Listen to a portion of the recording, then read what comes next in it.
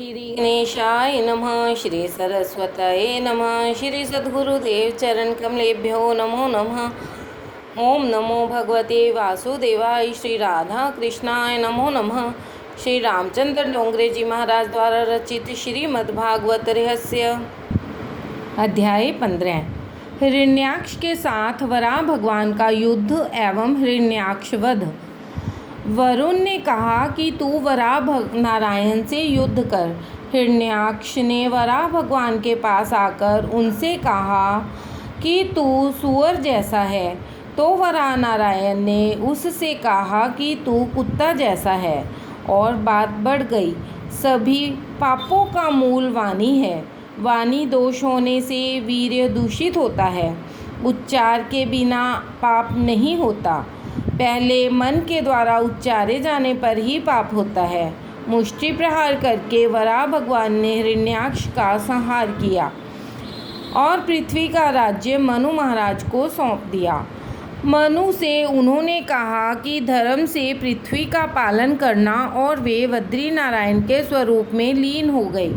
मनुष्य मात्र का धर्म है समाज को सुखी करना। यह आदर्श वराह भगवान ने अपने ही आचरण द्वारा मनुष्यों को सिखाया। लोभ को मारने के लिए वराह नारायण के चरणों का आश्रय लो। वराह के चरण संतोष के स्वरूप हैं। मनुष्य के जीवन में जब तक लोभ है तब तक पाप है, और पाप जब तक है तब तक शांति प्राप्त नहीं हो सकती।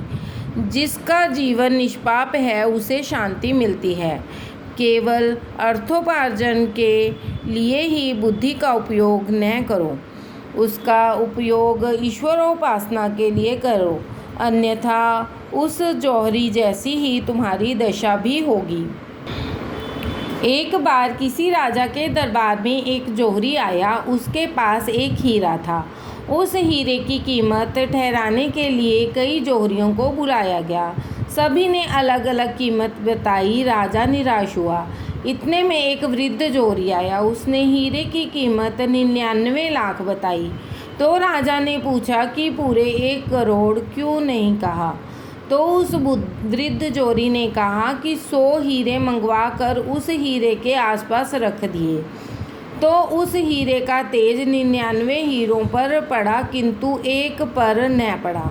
वृद्ध जौहरी ने कहा कि यही कारण है कि मैंने 1 लाख कम कहा। राजा को लगा कि यह जौहरी कितना बुद्धिमान है। वह बोला, मंत्री जी, इन्हें कुछ पुरस्कार दो। तभी वहाँ बैठे हुए एक महात्मा ने कहा कि इस जौहरी के सिर पर धूल डालो। महात्मा ने ऐसे विचित्र प्रस्ताव का कारण पूछा। महात्मा ने कहा कि इस जौहरी ने अपनी बुद्धि का उपयोग केवल पत्थरों का विचार करने के लिए ही किया है, ईश्वर का भजन करने के लिए नहीं। जिस बुद्धि का उपयोग उसने केवल पत्थरों को देखने परखने में किया है, उसका उपयोग यदि उसने ईश्वर को पहचानने के लिए किया होता तो उसका उद्धार हो जाता। आप इस जौहरी को चतुर मानती हैं, किंतु मैं इसे मूर्ख मानता हूँ। हिरण्याक्ष की मृत्यु हुई। हिरण्याक्ष की मृत्यु होगी तभी पाप मरेगा, और तभी ब्रह्म विद्या का ज्ञान बुद्धि में स्थायी होगा। बुद्धि के निष्काम होने पर ब्रह्म ज्ञान स्थायी हो सकता है। मनुष्य के शरीर में 9 छेद हैं, उनके द्वारा ज्ञान बाहर निकल जाता है। इंद्रियों के द्वारा ज्ञान बाहर न निकल सके, इसके लिए इंद्रियों का विरोध करो और उन्हें प्रभु के मार्ग की ओर मोड़ दो। तृतीय स्कंद में 2 प्रकरण हैं, पूर्व मीमांसा और उत्तर मीमांसा। पूर्व मीमांसा में वराह भगवान के अवतार की बात कही गई है, और उत्तर मीमांसा में कपिल नारायण का चरित्र वर्णन है। यज्ञ के बिना कपिल नारायण की विद्या वृद्धि में स्थिर नहीं होती। मन, वचन और काया को भी पीड़ा न देना यही यज्ञ है। जो कारण बिना ही दिल जलाता है वह आत्मघात कर रहा है। सदा सर्वदा प्रसन्न रहना ही यज्ञ है। यज्ञ किए बिना, सत्कर्म के बिना चित्त शुद्धि नहीं होती, और चित्त शुद्धि के बिना ज्ञान टिकता नहीं। सत्कर्म से सभी इंद्रियां शुद्ध होंगी। जिसका मन कलुषित है उसे परमात्मा का अनुभव नहीं हो सकता। मानव शरीर एक गगरी है। इसमें 9 छेद हैं। यदि गगरी छेद वाली हो तो वह कभी भरी नहीं जा सकती। हर एक छेद से बाहर ज्ञान बह जाता है। ज्ञान का प्राप्त होना कठिन नहीं है। ज्ञान आता है तो किंतु वह रह नहीं पाता। विकार वासना के वेग में वह कई बार बह जाता है। वैसे तो सबकी आत्मा ज्ञानमय है, अतः अज्ञानी को कोई नहीं है, किंतु ज्ञान को सतत बनाए रखने के लिए इंद्रियों के द्वारा बही जाती हुई बुद्धि शक्ति को रोकना है। ज्ञानी इंद्रियों को विषय की ओर नहीं जाने देता, जबकि वैष्णव इंद्रियों को प्रभु के मार्ग की ओर मोड़ता है। ज्ञान टिक नहीं पाता क्योंकि मनुष्य का जीवन विलासी हो गया है। सारा का सारा ज्ञान पुस्तक में ही पड़ा रहता है, मस्तक में जाता ही नहीं है। जो पुस्तकों के पीछे दौड़े वह विद्वान है, और जो भक्तिपूर्वक परमात्मा के पीछे दौड़े वह संत है। विद्वान शास्त्र के पीछे दौड़ता है, जबकि शास्त्र संत के पीछे दौड़ते हैं। शास्त्र पढ़कर जो बोले वह विद्वान है। प्रभु को प्रसन्न करके उसी में पागल होकर जो बोलता है वह संत है। गीता में भगवान ने अर्जुन से कहा है, अर्जुन ज्ञान तो तुझी में है। हृदय में सात्विक भाव जागे, मन शुद्ध हो जाए तो हृदय में से ज्ञान अपने आप ही प्रकट होता है। मीराबाई ने अपने भजन में कहीं पर भी नहीं लिखा है कि उनका कोई गुरु था या किसी के घर में वे शास्त्र पढ़ने के लिए गई थी। तुकाराम महाराज भी किसी के घर में शास्त्र पढ़ने के लिए नहीं गए थे। हृदय में स्थित हुए लोभ को मारने से कपिल भगवान अपने आप आए। ज्ञान का शत्रु है हिरण्याक्ष। भागवत में बताए गए अवतारों के क्रम में भी रहस्य है। ज्ञान को बुद्धि में स्थिर करना है तो हिरण्याक्ष को मारना होगा। पहले हिरण्याक्ष के मरने पर फिर कपिल भगवान आते हैं। अपने मन से पूछो कि प्रभु से मुझे जो सुख संपत्ति मिली है उसके लिए मैं पात्र भी हूँ या नहीं। उत्तर नकारात्मक ही होगा।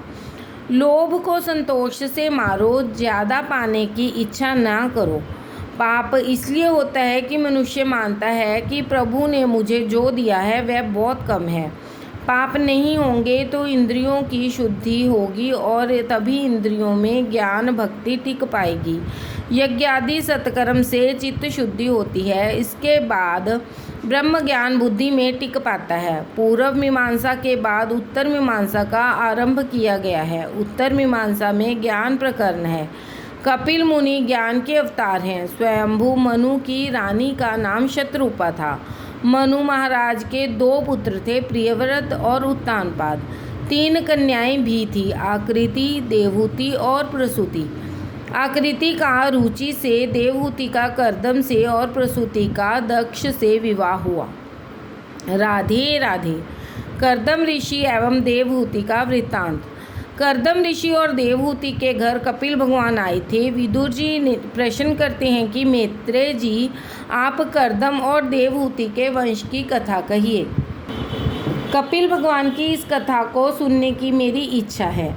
मैत्रेय जी कहते हैं कि कपिल ब्रह्म ज्ञान के स्वरूप हैं। कर्दम बनोगे तो तुम्हारे घर कपिल आएंगे।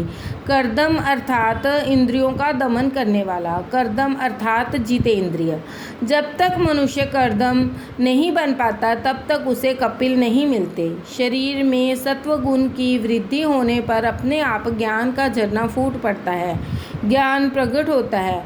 शरीर में सत्व गुण की वृद्धि से ज्ञान की प्राप्ति होती है। शुद्ध आहार, शुद्ध आचार और शुद्ध विचार से सत्वगुण में वृद्धि होती है। सत्वगुण बढ़ेगा तो ज्ञान मिलेगा।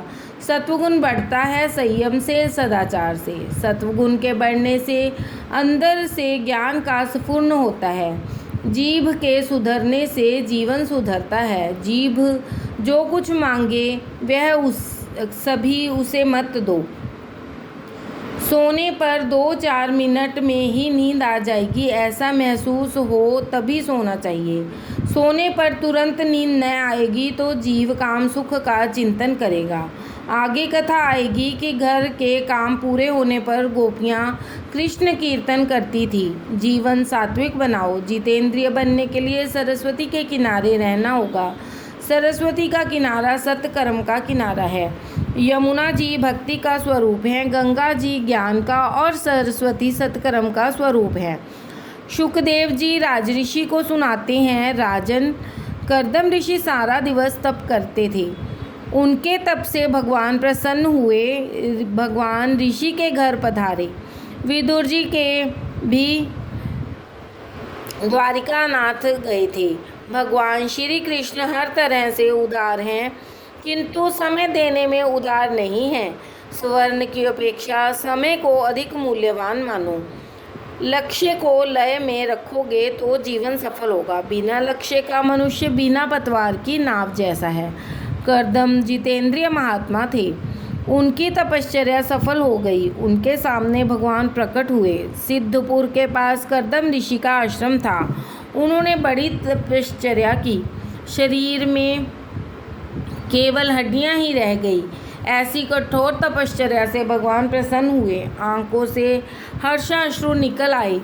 उन्हीं अश्रुओं के बिंदु सरोवर बना। सिद्धपुर की यात्रा करते समय इस बिंदु सरोवर में स्नान करना पड़ता है। तुम भी अधिक ध्यान करोगे तो भगवान तुम पर भी प्रसन्न होंगे और तुम्हें दर्शन देंगे। भगवान का ध्यान ना हो सके तो कोई बात नहीं, किंतु सावधान रहो कि तुम्हारा मन कहीं सांसारिक विषयों में स्थिर ना हो जाए। आँख रूपी रतन का जतन करो। आँखों की शक्ति का दुर्व्यय मत करो। संसार का सौंदर्य क्षणिक है। धन संपत्ति के बढ़ने पर लोगों में विवेक का अभाव होने लगता है। एक भाई मिले। उन्होंने कहा कि कश्मीर सुंदर प्रदेश है, देखना चाहते हो तो हमारे साथ चलिए। जगत की कोई भी वस्तु सुंदर नहीं है। आँखों में विकार होने के कारण वस्तु सुंदर लगती है। मनुष्य सौंदर्य के पीछे पागल होता है, किंतु जिस व्यक्ति के सौंदर्य में वह पागल होता है उसका मुख यदि चेचक के दाग से बिगड़ जाए तो उसको देखने का भी दिल नहीं करेगा। शरीर की नहीं, हृदय की सुंदरता देखो। जगत की अपेक्षा जगत के सृजनहार अधिक सुंदर हैं। लोग कश्मीर का सौंदर्य देखने जाते हैं, किंतु उस कश्मीर को बनाने वाला मेरा श्याम सुंदर कितना अधिक सुंदर होगा। श्री कृष्ण सुंदर हैं, ऐसा बार बार विचार करने से भक्ति का उदय होता है। एक ईश्वर ही नित्य सुंदर है। ठाकुर जी के दर्शन करने से आंखें सफल होती हैं। कर्दम कहते हैं, महाराज, आपके दर्शन करने से मेरी आंखें सफल हुई हैं। आपको प्राप्त करने के बाद संसार की मांग करने वाला मूर्ख है। संसार के जिस सुख का भोग नरक के कीड़े भी करते हैं, वैसे सुख की इच्छा परमात्मा से करने वाला मूर्ख कौन होगा। लौकिक काम सुख की इच्छा पूर्ति के लिए श्री कृष्ण का आराधना करने वाला तुच्छ है। कर्दम ने भगवान से कहा कि आपसे स्त्री संग नहीं, सत्संग की इच्छा करता हूँ। मुझे ऐसी स्त्री दीजिए जो मुझे प्रभु की ओर ले जाए। ऐसी पत्नी मुझे मिले कि जब कभी मेरे मन में पाप आए तो वह मुझे उस पाप कर्म से रोके, प्रभु के मार्ग में ले चले। मेरा विवाह संसार सागर में डूबने के लिए नहीं, किंतु तैरने के लिए हो। कृष्ण सेवा महान धर्म है। मैं काम सुख नहीं मांगता। शास्त्र में पत्नी को काम पत्नी नहीं अपितु धर्म पत्नी कहा गया है।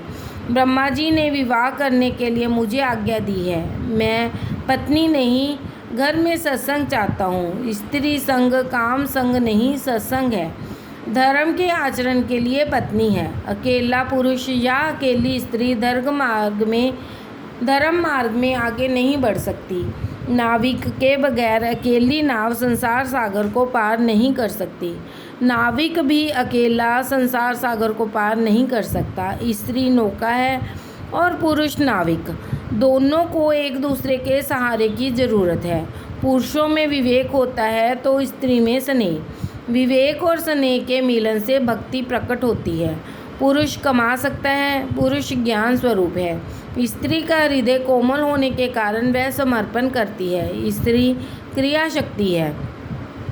बहुतों को आश्चर्य होगा कि कर्दम ने इतने सारे वर्ष तक की तपश्चर्या के बाद भगवान से मुक्ति क्यों नहीं मांगी। कर्दम ने सोचा कि हजारों जन्मों की काम वासनाएं सुषुप्त रीति से मन में जमा हो गई हैं। उन्हें संतुष्ट करके मनुष्य पर जो 3 प्रकार के ऋण हैं उनसे मुक्त होना अच्छा है और उसके बाद मुक्ति की इच्छा करनी चाहिए। कर्दम ऋषि की तपस्या एवं भगवान का वरदान। भगवान ने कहा कि 2 दिन बाद मनु महाराज तुम्हारे पास आएंगे, अपनी पुत्री देवहूति तुम्हें देंगे। परमात्मा ने आज्ञा दी कि मनु महाराज कन्या लेकर आएं, तब नखरे मत करना। आजकल के लोग नखरे दिखाते हैं कि हमें विवाह नहीं करना, पति पत्नी पवित्र जीवन जिएं, तो उनके यहाँ जन्म लेने वाली की भगवान की भी इच्छा होती है। भगवान ने कहा कि मैं पुत्र रूप में तुम्हारे यहाँ आऊँगा, जगत को मुझे सांख्य शास्त्र का उपदेश करना है। ऐसा कहकर श्री हरि वहाँ से विदा हो गए। नारद जी मनु महाराज के पास आए और उनसे कहा कि तुम कर्दम को कन्यादान दो। मनु महाराज शत्रुपा और देवहूति के साथ कर्दम ऋषि के आश्रम में आए। कर्दम ऋषि ने देवहूति के विवेक की परीक्षा की। उन्होंने 3 आसन बिछाए, सभी को बैठने के लिए कहा, तो मनु शत्रुपा तो बैठ गए किंतु देवहूति नहीं बैठी। कर्दम ने उनसे कहा कि देवी, यह 3रा आसन तुम्हारे लिए ही है, बैठो। देवहूति ने सोचा कि भविष्य में यह तो मेरे पति होने वाले हैं, पति के द्वारा बिछाए गए आसन पर बैठूंगी तो पाप होगा। इस आसन पर बैठना मेरा धर्म नहीं है और आसन पर न बैठने से आसन देने वाले का अपमान होगा। सो अपना दाहिना हाथ आसन पर रख कर आसन के पास वह बैठ गई। वह बेचारी पुराने ज़माने की थी, आजकल के ज़माने की होती तो आसन पर पहले ही बैठ जाती। आज तो पत्नी पति को पुत्र झुलाने की आज्ञा देती है, संतान को पति के पास रखकर अकेली घूमने फिरने निकल पड़ती है। ऐसा मत करो। आर्य नारी के सच्चे संस्कार आज भुलाए जा रहे हैं। आज कन्या परीक्षा की रीति भी बदल गई है। कर्दम ने सोचा कि कन्या योग्य है, विवाह करने में हर्ज नहीं। मनु महाराज ने कहा कि यह कन्या मैं आपको अर्पण करना चाहता हूँ। कर्दम ऋषि ने कहा कि विवाह करने की इच्छा मेरी भी है, किंतु पहले एक प्रतिज्ञा करनी होगी। मेरा विवाह विलास के लिए नहीं किंतु काम का नाश करने के लिए होगा। विवाह का प्रयोजन काम विकास नहीं किंतु काम विनाश है। काम भाव को एक ही स्थान पर संकुचित करके काम का उपभोग करके उसका विनाश करना ही गृहस्थ आश्रम का आदर्श है। कर्दम ऋषि कहते हैं कि मेरा विवाह काम के विनाश के लिए है। काम कृष्ण मिलन में विघ्न करता है, उसी काम को मुझे मानना है। एक पुत्र होने तक लौकिक संबंध बनाए रखूँगा। एक पुत्र हो जाने के पर लौकिक संबंध का त्याग करूँगा और संन्यास ले लूँगा। कन्यादान के मंत्र में लिखा है, सतन्त्या इति एक वचनम संतति भी। ऐसा नहीं कहा है। वंश की रक्षा के लिए एक ही पुत्र के लिए कन्या को अर्पित करता हूँ।